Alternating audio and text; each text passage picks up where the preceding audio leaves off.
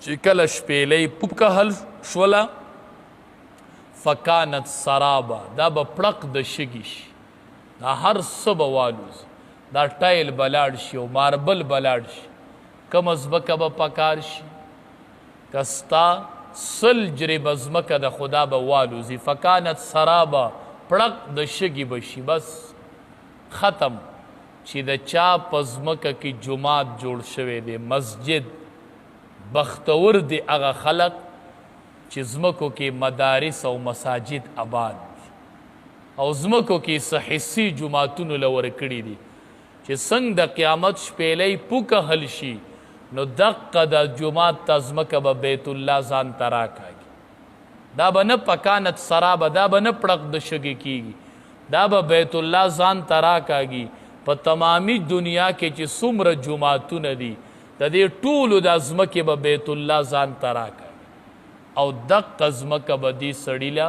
په تله د میزان کې کیږي او دا به د دروندوالي ذریعه وګرځي دا نور هر څه به تلي دقه ځمکه به دې پکارېږي ته چې مړ شې نه که سل جریبه ځمکه پاتې شوه پاتې ده نو خبره ختمه که ته وفات شي او ستا بچي جومات له ځمکه ورکوي نو ته بیا مه خوشحالېږه هغه هغوی ځان له ورکړه دا تا نه د هغوی مالو تاسې مه خوشحالېږه بیا دا وصیتونه مه کوه چې زما د برګ نه پس پکې بیا دا وکړئ هغه به ستا خیري چې کم دی په خپل ژوند باندې وکړل په ژوند چې جنت ته دی الله مونږ ټول بوځي وایي چې کله جنت ته لاړ شي نو بره به یې په کرښه لیکلي بره به یوه کرښه په هغې به یې لیکلي چې مونږ هغه څه وموندل چې کوم په دنیا کې مخکې لیږلي چې سم مخکې لیږلي وو هغه م وموندل دا به یې پې لیکلي او وایي به چې سم خوړلي وو هغه م ګټه کړې وه چې سم خوړلي وو هغه م ګټه کړې وه چې سم مخکې لیږلي وو هغه م وموندل او چې سم وروستو پریښي وو په هغې کې م تاوان وکړو چې څه رانه وروستو پاتې شي وو په هغې کې تاوانیان شو ځکه د هغې به تا سره حساب کیږي او چې مخکې تا لیږلي دي د هغې به الله تاله حساب درکوي تاله د هغې به الله تاله بدلې درکوي او دا تا چې پریښي د دې به ته الله له حساب ورکوي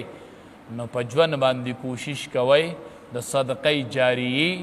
چرته مدرسې جوړوئ چرته جوماتونه جوړوئ چرته لارې جوړوئ چرته رشتہ دارو کې په چا باندې علم کوه چرته حافظ قرآن جوړوه وای خرچه به دې زه برداشت کوم او ته علم کوه چرته مدرسې سره مستقل تعاون کوئ چرته جماعتونو سره کوئ وای چې دا زما صدقې جاریه د ځان له آخرت له جمع کومه چې سبا وفات شمه چې څه بینک بیلنس خو مې آخرت لم جمع کړی هغې اکاونټ کې م پیسې جمع کوئ نو وکانو یعرشون دی چې هغه دنګ دنګ آبادي کړي د تکبر په توره یا علما وایي